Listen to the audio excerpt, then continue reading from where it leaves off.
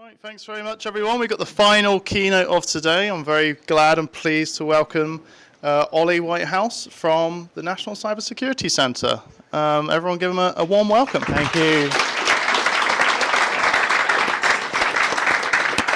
Okay, so good afternoon, everyone. Lovely to see you all. Thank you for having me. Obviously, what do you do at the end of a long day? You get to be quite frank and candid about the challenge, but then also outline some of the opportunities that we all have to go after over the next period. So I'm going to be quite direct and I'm going to be quite open about actually the challenges that we face, but it's not to terrify or feel that it's a lost cause. It is more to motivate and engage. So some of this is very technical, that we'll go down to what some of the technical challenges are, but then there will be some kind of high-level themes. For those not familiar with the National Cybersecurity Centre, we're the National Technical Authority for Cybersecurity, part of GCHQ, and our mission is to make the UK the safest place to live and work online. And that means that our responsibility covers from the citizen and the individual all the way up through to the most classified communications and sensitive systems in the UK. Okay, very good. Okay, so if you only take three things from this talk, one is, it is our collective mission to impose greater cost on our adversaries. They are having too much fun and it is far too easy for them in 2025. The second is, we need to build greater resilience in the United Kingdom than we have today. And the third is, we need to prepare for consequential events.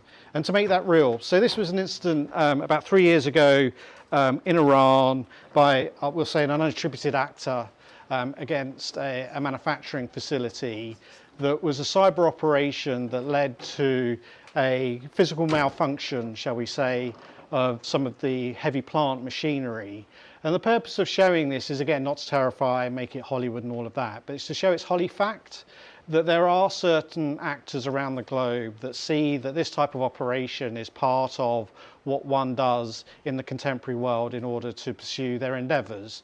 And there's been kind of a litany of other press coverage around other adversaries pre-positioning on infrastructure around the globe. And so I think, you know, the onus is on us to recognise that the world is quite unstable and is probably not going to stabilise for some period, and is the most unstable that it has been since World War II. And cyber is the new dimension there, and we need to be ready for it. So if we take a canter through some of our adversaries and the asymmetric nature of which we have to contend with them. So I think the first is that a number of our adversaries are not constrained. So they don't observe international norms, they don't observe laws more generally, and they feel that if they get caught, it's a badge of honour rather than a deterrent. And that provides or creates a number of challenges inherently for us by virtue of that. So there is a world where we are always going to have adversaries. We are going to have very brazen adversaries on the various spectrums here, and we should recognise that. As I mentioned, they are brazen, so they will take opportunity, and that's both state and criminal. And that's, again, a challenge that we've got. You know, at the criminal end, they will just go after and will be highly opportunistic.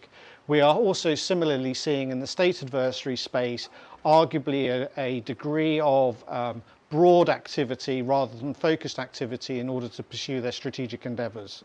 The next is they are technically capable. There is sometimes this, there are tropes which are rolled out about how technical adversaries are. And I think, you know, there is a proliferation of knowledge and capability, be it commercial or in open source. And that leads to very effective operations, which are actually detected often far too late by an awful lot of organisations. And so we should recognise that and respect that. You know, we shouldn't kind of idolise them and celebrate them, but we should recognise that they are technically capable in a lot of guises. And advanced, if it's ever used, should be a very high bar for advanced given that, because there's an awful lot of information out there which some people will say advanced, but arguably is common knowledge. There is also a degree of operational sophistication. So I think we've seen a number of criminal and state actors conduct supply chain operations which have gone undetected to great effect. And that does show a degree of premeditated planning and ability to execute. And again, you know, we should recognise that that exists, and it is not a couple of people in a secret squirrel office somewhere overseas. Increasingly, it is a number of actors at various points on the landscape that are able to conduct these. We also have a unique challenge, which is there are those that wish to do tactical gain and those with strategic intent. So there are those that will literally just quick spin 0 days, +1 days, and see what they get with them at scale for tactical gain. There are also those who are willing to pre-position strategically on infrastructure around the globe for a variety of reasons, be that intelligence gain to be able to hold countries at risk at points of crisis or conflict or similar. And we need to recognise that all of that exists. This is a very turbulent and kind of free-flowing environment. So we're faced with this challenge, which is, do we want to fight one kind of horse-sized duck or 500 duck-sized horses? And the reality is we don't get to choose. We have to contend with all ends of the spectrum, with all levels of sophistication, with all levels of intent. And that makes it a very kind of busy place.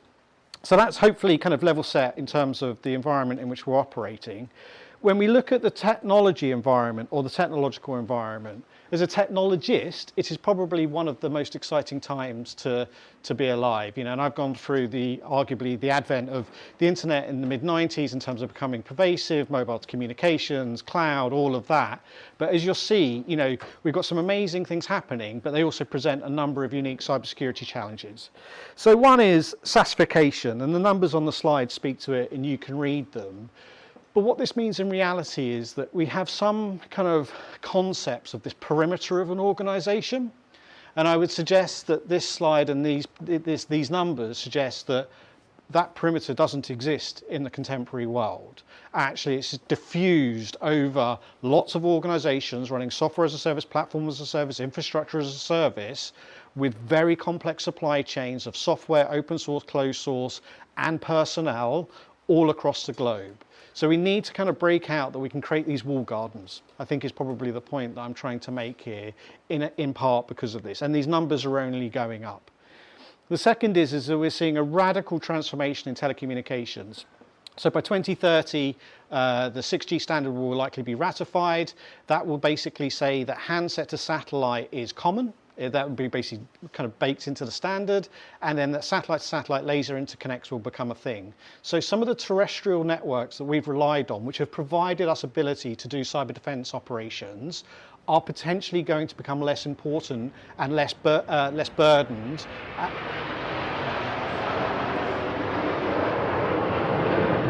There we go. They knew I was coming. So we're going to have, potentially we're going to have to change how we do some of the things because of these technology evolutions, and then let alone we're going to have new suppliers come into the field. And so on the right-hand side of this slide is an Indian technology where they've produced the first 5G native cellular core. We're also seeing radical transformation in critical national infrastructure as it moves to cloud. Again, you can read the slides, but basically what this says is things that we're used to having in buildings which we can touch and turn levers on is increasingly dissipating and going away and becoming software in cloud that can control key parts of our critical national infrastructure. That presents wonderful opportunity, but obviously massive challenges when it comes to cybersecurity for all of the obvious reasons. Like we use air gaps quite a lot at the moment in order to ensure certain things can't be nobbled. The next is systems are becoming so hyper complex. So if I told you that a single CPU now will have intellectual property embedded in it from multiple design partners. So it may have a trusted Western brand on the outside, but it also may have intellectual property as part of the die from a country we may not entirely trust. And that is a real challenge now. We talk about supply chains, we think about companies, and maybe what's in the software. We have yet to get to the level of maturity and understanding on how we go to subcomponent level, but we're going to have to kind of get there at some point. We're also seeing this massive fusing across domains of science and technology. And so as a cybersecurity person, when I had in my second month a company come in who basically grows synthetic brain cells with an FPGA underneath, and you code that in Python, to do kind of computer operations, you go, we're not in Kansas anymore, are we? But we are seeing, a march towards this, and the brain-computer interface stuff, the fact that it is going two-way, so it won't merely being able to unlock those with disabilities, being able to conduct speech or drive computers, there is also the feedback loop in, obviously creates massive kind of societal opportunity, but there are cybersecurity challenges which we have never had to contend with that we're going to have to get comfortable with. And so for organizations like mine, it's how do we think about the skills that we need, the relationships we have with academia and with industry in order to inevitably provide the assurance that we actually understand the risks and that we can protect these systems to a level when it becomes kind of life consequential. We are also seeing a massive interest in non-traditional compute. I think silicon-based computing, we've obviously understand.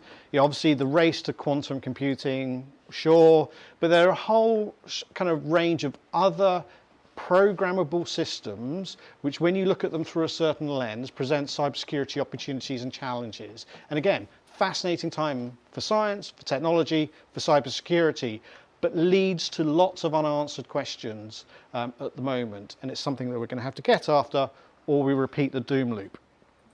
So when we go into the challenges, they are, I think it is fair to say, numerous. And again, I could probably do a whole afternoon on just challenges. I want to get through some challenges to get into the sunny uplands of the opportunities, but hopefully this will highlight some of what we see. We have to be kind to ourselves first. Cybersecurity as a profession hasn't existed very long. So I think if it was in architectural terms, we're probably at the kind of a few sticks and some leaves territory rather than skyscrapers kind of architectural patterns. So I think, we have to be a little bit kind to ourselves that we are in the foothills of understanding. We are also an industry driven by an awful lot of hyperbole and marketing claims, but we are still learning our trade and our science of what works in practice and building those evidence bases. The second is, I think we should all recognise in a lot of cases, security isn't valued. Security is seen as a cost, and as such, it is seen as an optional cost at points of other crisis or other competition. And we see this at times with the cyclical nature of insecurity in certain companies, but then also, with workforce reduction, security will be impacted. It's not seen as an enduring requirement always. And naturally, we have to be sensitive to what business is trying to achieve, but it also does create some monumental headwinds when you're trying to deal with something on an enduring basis. We have this fundamental challenge that we can't actually see in all the dark corners of our digital estates. And that inability to introspect and actually understand and monitor really is hurting. It's creating an advantage for our adversaries because they understand this. So when they're popping printers to dwell there because they don't want to sit on the Windows endpoint because there's EDR solutions there, it probably tells you something in terms of what some of the challenges are. And we could go on about what have we seen around edge security devices being the cause of security intrusions over the last 3 years by classes of vulnerability that we teach teenagers to find and that we've known about for a quarter of a decade, and yet we couldn't see inside the little black boxes. But this is a real fundamental challenge, and it's something that we're going after with some vigour. I think we have to recognise as well, I started in this kind of field, technology, 30 years ago. Arguably then we could understand it, right? There were only about 3 operating system providers and, computing was relatively simple. I think we're past the point of understanding because the volume of technology. And so there's this thing where a lot of what we have done historically in cybersecurity supposes we fully understand. And there's a point at which we have to accept that we will not understand and develop our cyber defense strategies based on that thesis, as opposed to we can understand everything and manage all the risk out, which is fundamentally not true. Others will have heard me talk about this before. We have some perverse behaviours on the supply side, where if you want access to the quality of logs or you want to turn on security features, you have to pay more than the base service. That's a fundamental challenge, and our position is if you're letting me buy a service, all the security should come baked into the base. I shouldn't be paying more to understand if I was done over or to turn on multi-factor authentication. But these are some of these kind of quite predatory behaviours by the commercial sector that we arguably do need to kind of get after. We have a huge issue with data sharing between parties to understand. And so if I go and speak to kind of academic colleagues, they struggle to get data from actual people that actually run technology and actually suffer intrusions in order to inform their academic. We see challenges cross sectors where lawyers get involved and so you can't share that, or, you know, and all of these types of things. And if we can't get over that, we are not going to be able to build the evidence bases to really identify the 1, 2, 9, 20 things that actually work in the majority of cases. And so it's something we do need to kind of challenge ourselves on. We have massive scaling challenges. So the NCSC produces an awful lot of guidance. I would suggest that a lot of that guidance can be consumed and acted on by, let's be charitable and say 20% of the business population of the United Kingdom. Obviously, it's far, far less, if at all, in the consumer space. So this is why we've had to do things like protected DNS, right? Configure your DNS service, magic happens, active cyber defense happens, you don't have to worry about. This is why we have to do share and defend, where we're releasing indicators to the telcos who block at a telco level to provide some of these kind of scalable answers. So I think one of the challenges I'll lay down to you is think about how practicable the solution is beyond the 1%. I see lots of solutions which will work really well if you have the best people in the country to kind of care and feed for it. I do not see many solutions that will work for someone that has a fractional IT person that turns up the second Thursday of every month that maybe kicks a server in a corner and kind of applies some patches. And we need to be able to have answers that can kind of deal with all ends of that. I've laboured this before in other forums, but at the moment there is no cost really on adversaries. You know, we focus on IOCs a lot. We don't focus on eradicating TTPs, so we're not forcing material cost on an awful lot of adversaries. We need to think about how we introduce some peril. So this is why, for example, we are doing experimentation with cyber deception at the moment in order to kind of try and introduce that and burn some of the operations at a far quicker rate. And then before, I think we're almost at the end of the challenges, we also have to recognise, I've talked about future technology, we're living today's technology, we also have technology from 35 years ago still that we need to maintain, and that's not uncommon.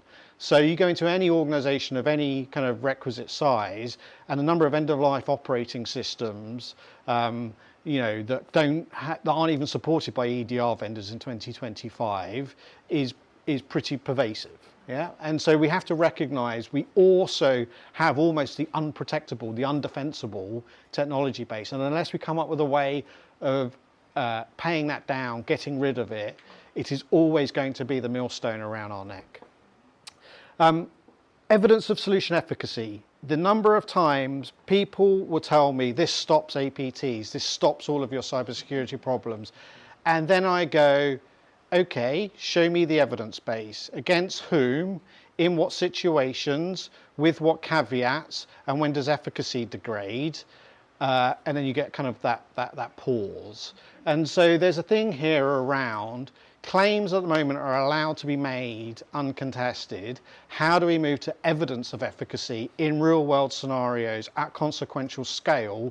Not it worked in my lab, in my test range and similar.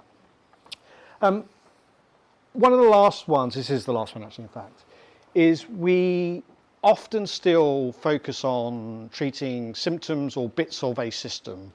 We aren't, as a community, often very good at doing systems thinking, and I mean that both in the kind of the digital sense, but then also the system in which we are operating, be it business or government or similar, and then the inherent complexity that brings, and then what we do in that to be as effective as possible. And I do that because sometimes I have to catch myself, whereas I'm focusing on, like, you know, with a team, how do we design that microchip to be secure?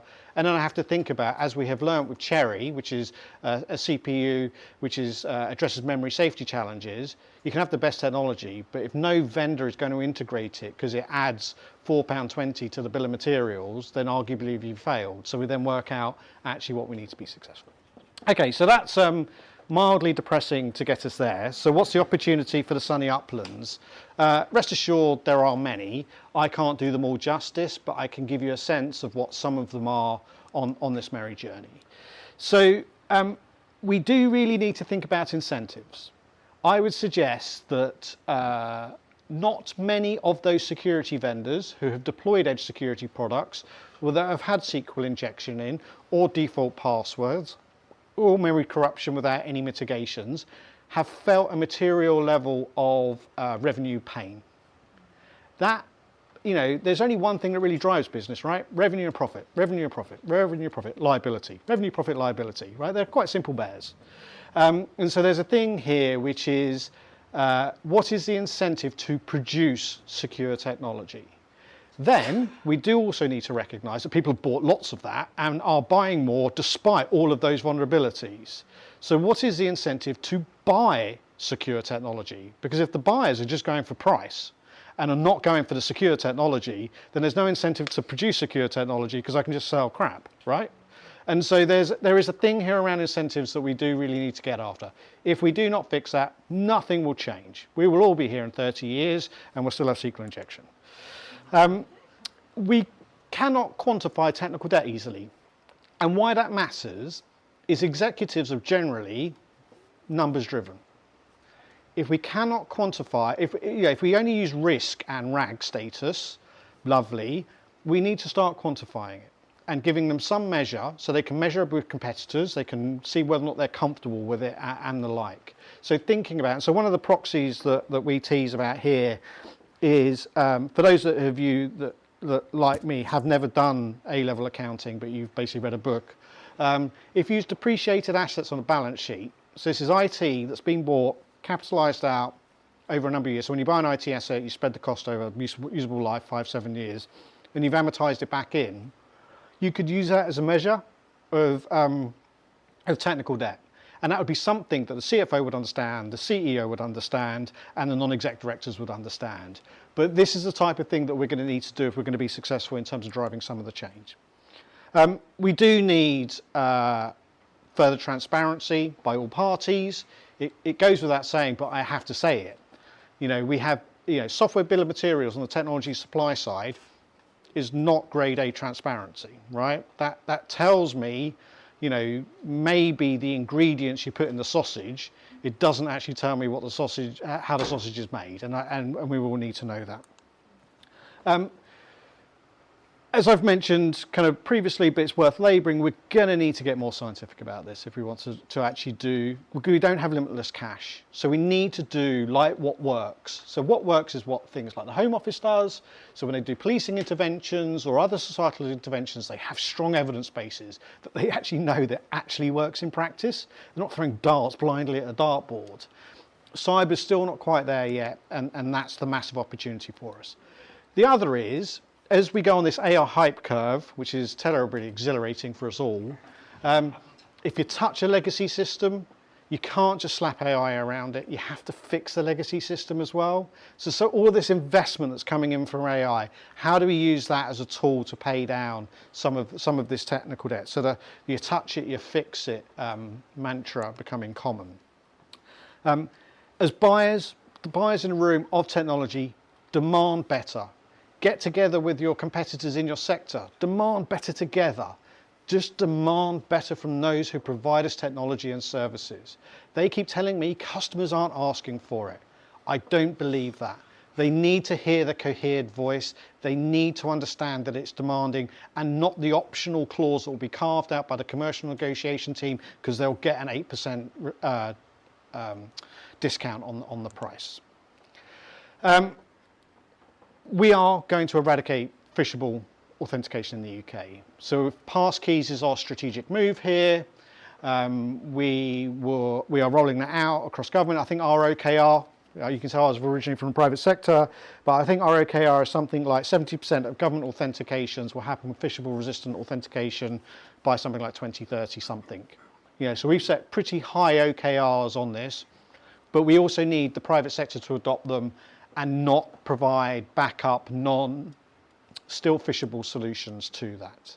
And then the last one is we have to surprise our adversaries. So creativity in this room and the other room, do things that they're not expecting. Just don't turn the handle, turn up, be creative, find new ways that we can do cyber defense, build cyber resilience, and do the unexpected, and arguably at some pace. So in closing, if we don't get our foundations right, so this is technical debt, it's all of the things that we do know work. Multi-factor authentication, we know would address about 60% of the breaches that we see. If we don't get these things in place, people don't understand what their estate is, IT asset management, they're not patching it, we lose. It doesn't matter what kind of whizzy-woo we put on the top. We've got to get the foundations so they are there. We also have to prepare for that when. So if we look at a lot of organizations, they still think that they can keep all the bad people out. They don't actually prepare for the consequential loss event and actually have a strategy of recovery. They don't know how they would communicate if they lost all of their email. They don't know how they would kind of, where are the run books on isolated iPads, all of these things. We do need to do. Yes, let's kind of plan for success, but we've got to prepare for the worst, and that's building true resilience in. And this goes down to certain sectors that we're working with. How do you have distinct software that's able to execute the same critical business function that's entirely different, in order to build some of that level of resilience? We don't get charged for seatbelts for a reason. We should not expect the same in the cyber domain, right? Multi-factor authentication, comprehensive logging in the base product, even if it's a freemium offer, right? That time has to be done now.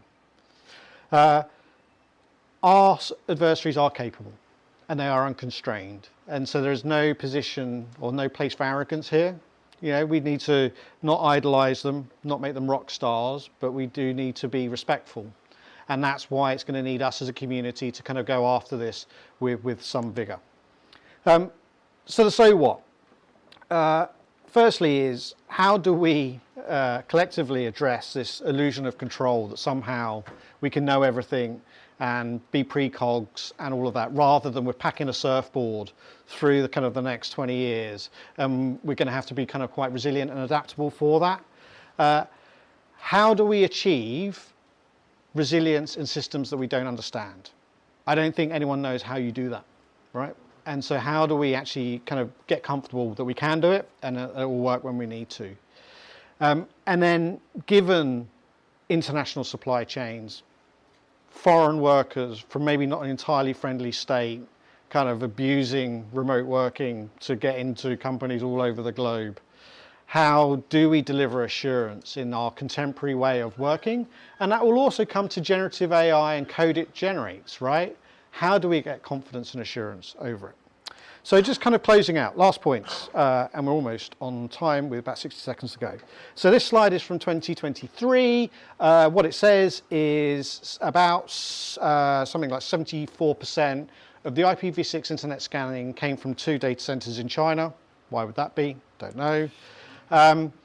This slide says long-term plays work. So Finland, next door to Russia, realized it had a disinformation problem. In 2018, I think it was, they started training their kids in high schools. They come out the top of the ranking now in terms of being able to spot and not be susceptible to the influences of disinformation. So plant seeds now. Everyone looks like a hero in about 5 to 8 years, but you've got to make the first move. So closing out, we do need to impose cost on our adversaries. If we don't, it's just going to be too easy for them. They're going to walk us up and down the pitch. The second is we do need to build kind of evidence resilience. We need to build it, have confidence it will work, prove it does work when we actually need to, and then we need to prepare for when. And with that, thank you very much.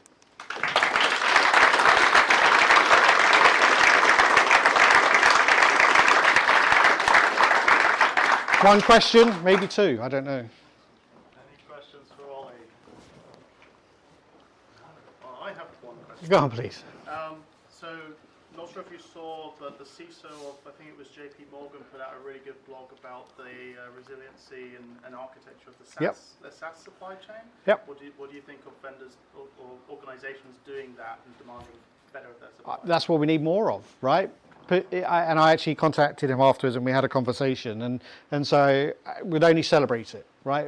I think there is this almost learned helplessness on the customer side that you can't challenge those who are providing technology, and I think that drew some very clear lines in the sand of what was acceptable. And you imagine that happened across energy, telecommunications, You know, I think that would put everyone that provides us technology and services on watch, rather than they think it's a point of negotiation in a commercial agreement. Thanks for JP Morgan for sponsoring me. No, I think there's one question at the back. Is there one question at the back? No? No. What are your thoughts on Intel Management Engine? In what context? You were talking about like foreign actors being able to have design decisions in how CPUs are made. Yep. I mean, the Americans have been pretty much doing that to us since Intel has been a thing with Management Engine and having microcode that executes its own CPU. Yeah, but this goes back to the black boxes point I made more generally. We have lots of these systems, be they embedded devices, be that management engines, be that other kind of sub-operating system, hypervisors, etc., etc., etc. We need to get it all out. We need to be able to do introspection in these in order to understand if they've been exploited and misused. And I think that's a position that we've held. And indeed, in February we published guidance for embedded device manufacturers on minimum levels of streaming telemetry and forensic collection that we would expect in such systems today. But great question. Thank you. I'm looking to you to govern time. One small one down here, hopefully not too long. Small one. Oh, there we go. Policy, especially international policy. Yeah. Everything's international supply chain these days. Yes. We've got rules coming in from the FDA. I work in the medical device office. Yeah. We sell into the US. Great. So you need to do this thing. Fill in this form via this thick client that runs a very old Java. Yep. It's going to be Java. You know it's going to be Java. NCSC, Cyber Essentials says you really need to get the stuff off your network. Sure. What's your view on how intergovernment policy can actually really have an influence at a deep level? Yeah, so obviously we're not a policy making department, but we do support those that do. I think what we would we support UK policy making, so hopefully it's technically credible. If you don't feel it's not, come and speak to me. I think what you're alluding to a little bit, which I'll also kind of scratch at, is we do recognise that there's lots of policy being made across the globe and it's not always aligned.